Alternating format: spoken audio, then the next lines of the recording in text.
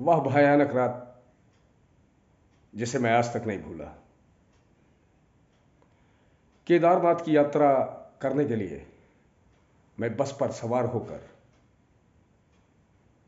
जा रहा था।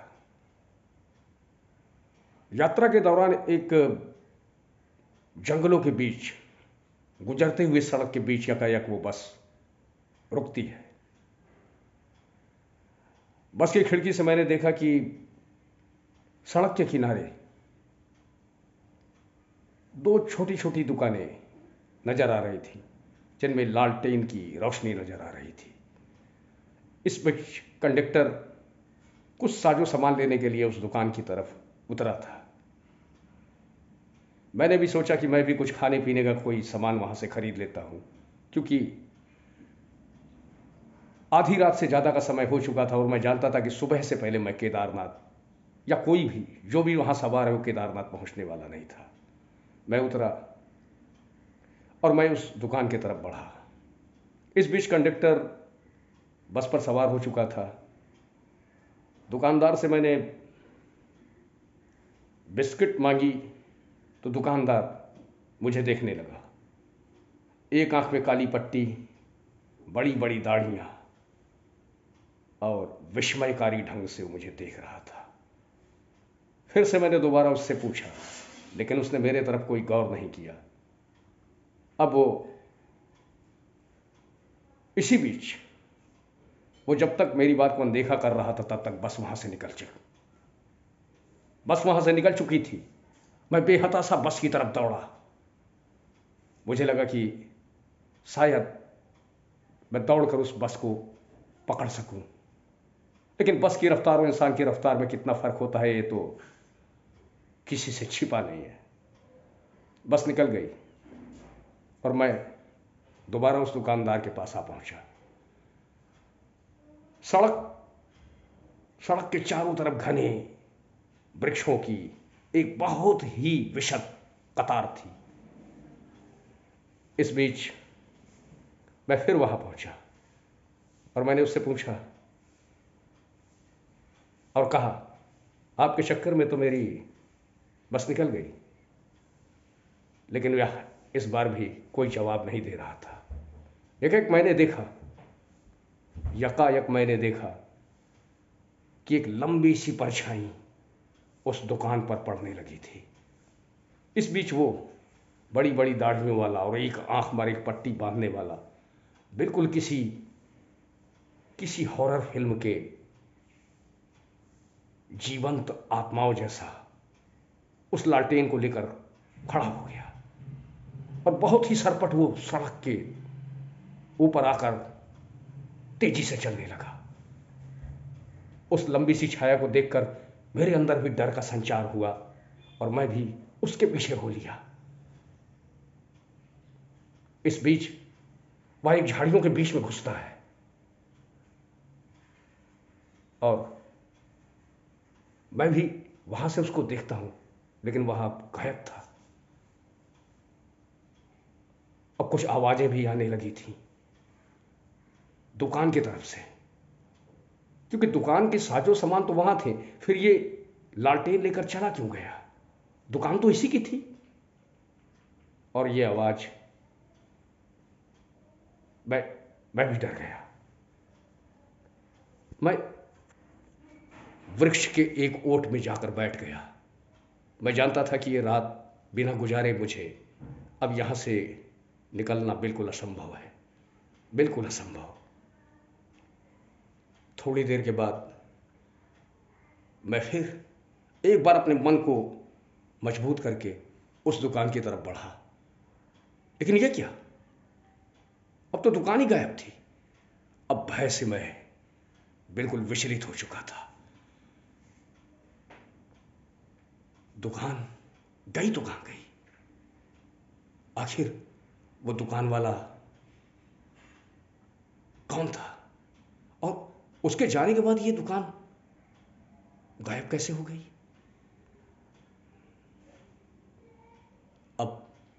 अब मुझे समझ में आ रहा था कि शायद मैं आत्माओं की जाल में फंसता चला जा रहा हूं और मेरे इर्द गिर्द भूत प्रेत और काली आत्माओं का असर मुझे घेरने के पूरे पूरे प्रयास में लग चुकी थी।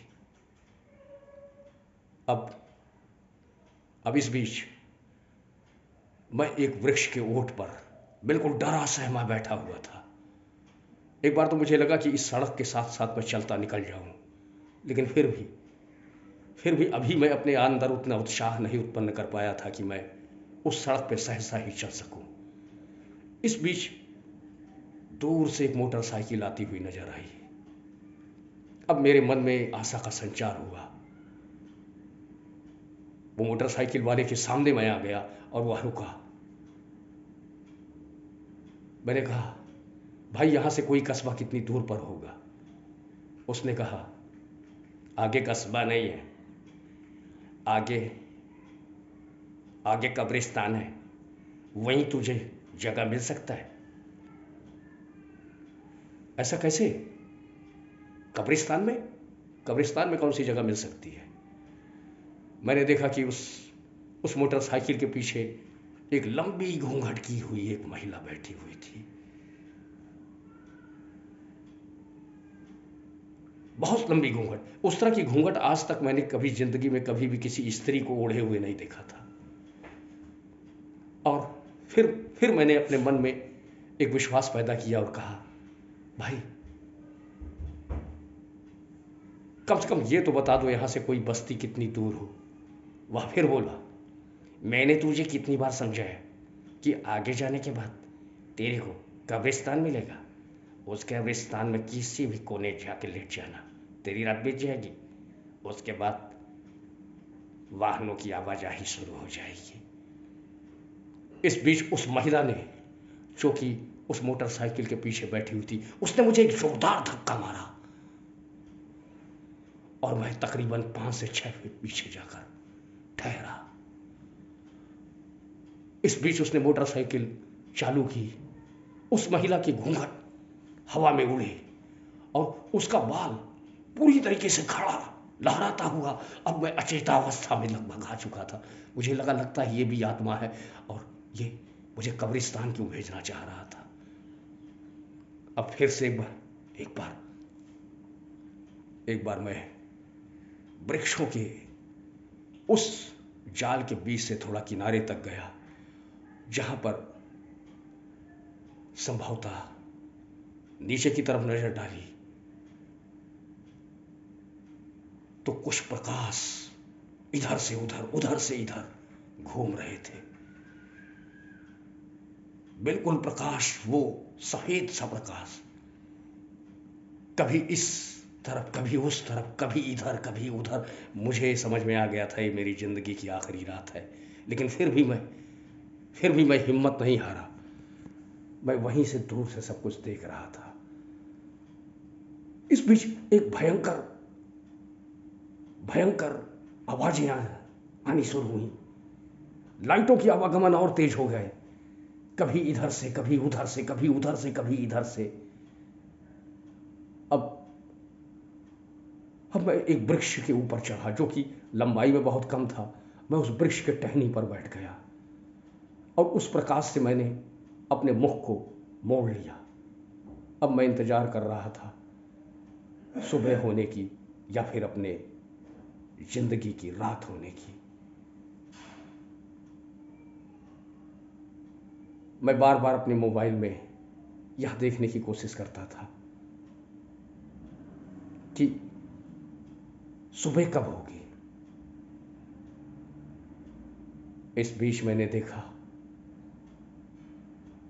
कि कुछ प्रकाश अब एक ही लाइन में चलते चले जा रहे थे। ऐसा लग रहा था जैसे प्रेतों का मेला लगा हो, भूतों का कोई मिशन चल रहा हो। हाल फिलहाल फिर मैंने दोबारा उस तरफ तो नहीं देखा।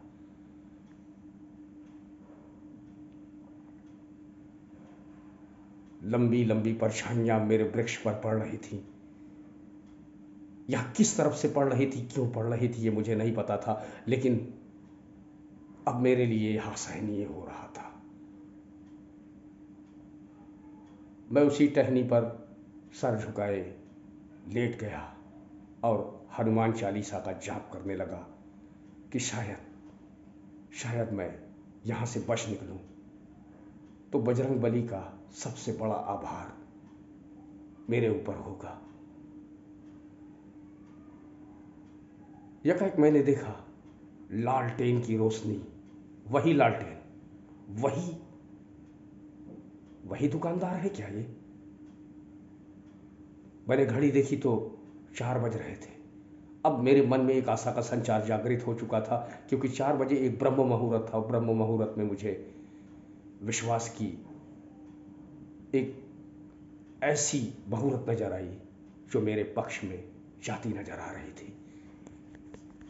मैं उसके करीब फिर गया। अरे ये तो वही है। लेकिन मैं उसी वृक्ष से उसे देखने लगा। थोड़ी देर बाद मैंने यह देखा कि उसके दुकान को कोई दूसरा सजाने के लिए आया। उसने कुछ लकड़ियों को, डंडे को खड़ा करके उस तरपाल को उसके ऊपर बिछाया और मेज को एक तरफ लगा दिया। वह आंख पर पट्टी बांधे हुए, लंबी दाढ़ी मूंछों वाला उस दुकान पर अब बैठ चुका था। अब मुझे विश्वास जागृत हुआ। मैं उस वृक्ष की टहनी से उछलकर सीधे दुकान की तरफ बढ़ा और मैंने कहा, भाई रात में तुम मेरी बात का जवाब क्यों नहीं दे रहे थे? दुकान सजाते हुए उस व्यक्ति ने बोला, बाबा तो बहरा है, बाबा किसी की बात कहाँ सुनता है, बाबा तो सिर्फ इशारे की बात सुनता है, समझा क्या? बाबा सिर्फ इशारे की बात सुनता है? फिर बाबा इतनी तेजी से क्यों भागा था? रुको, हम बाबा से इशारे से पूछते हैं कि तुम्हें देखकर इतनी जल्दी से वह क्यों भागा। बाबा को उसने इशारे में कुछ बातें की और इशारे में ही उस बाबा ने उसे कुछ बोला। तुम चोर है क्या? चोर? नहीं, मैं चोर तो नहीं हूं, मैं चोर नहीं हूं। बाबा ने तुम्हें चोर समझा? अच्छा, इसीलिए बाबा वहां से जल्दी जल्दी निकल गया। अब मेरे मन में कुछ विचार आने लगे थे। शायद वो लंबी परछाई इसी की थी जो उस दुकान को बढ़ाने के लिए, यानी उस दुकान के साजो सामान को हटाने के लिए आ रहा था, और बाबा मुझसे भयभीत होकर पहले ही लालटेन लेकर निकल चुका था। इस बीच मैंने देखा कि वो मोटरसाइकिल वाला भी वहीं आकर खड़ा हो गया जो मुझे रात में मिला था। अब मुझे विश्वास हुआ कि शायद मैं जो सोच रहा था वो कुछ अलग तो नहीं था। मैंने उससे पूछा, भाई रात में तुम इतनी बेरुखी से क्यों पेश आए, और तुम्हारी बीवी ने मुझे धक्का क्यों मारा? वह भी बाइक के पीछे बैठी थी। तुझे इसलिए धक्का मारा कि तुझे हमने चोर समझ लिया था। मैं तुम्हें शैतान समझ रहा था, आत्माओं का एक मिलन समझ रहा था, और तुम मुझे चोर समझ रहे थे। सहसा ही ये मन मेरे विचार में उठा। लेकिन अब भी एक रहस्य तो बाकी था कि वो लंबी लंबी कतारों में जलती हुई लाइटें, वो क्या थी? अब मैंने उस दुकान को सजाने वाले से ही पूछा, भाई रात में मैंने कुछ आत्माओं को एक साथ चलते हुए देखा था। उसने कहा, वो आत्माएं साथ नहीं चल रही थी, बल्कि खेत की रखवाली करने के लिए टॉर्चों के साथ तमाम लोग अपने खेतों में उतरते हैं। फिर वह आवाज भी कैसी? वो आवाज, कल एक साइकिल चोरी हो गई थी खेत के बगल खड़ी हुई। शायद उन लोगों ने उसी बीच में विवाद कर लिया हो कि आखिर उस साइकिल को ताला किसने नहीं मारा, किसने खड़ा किया।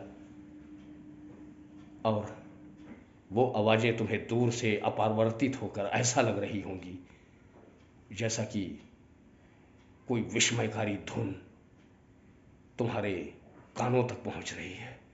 वो प्रेतों और भूतों का मेला नहीं, बल्कि मेरे मन के भ्रम का मेला था। अब सुबह की पहली लालिमा जागृत हो रही थी। मेरी सारी उत्सुकता का उत्तर मुझे मिल चुका था। मैं समझ चुका था कि आदमी जैसा भी सोचता है उसे दुनिया वैसी ही नजर आने लगती है। उस रात मैंने जब तक जैसा जैसा सोचा, मुझे ठीक वैसा वैसा ही लग रहा था, और लोगों ने मेरे बारे में जैसा जैसा सोचा वो उन्हें सच लग रहा था। सुबह की लालिमा के साथ उस रात की खौफ का अंत हो चुका था, और मैं दूर आती हुई एक अन्य बस को देख रहा था, अपनी यात्रा को संपन्न करने के लिए।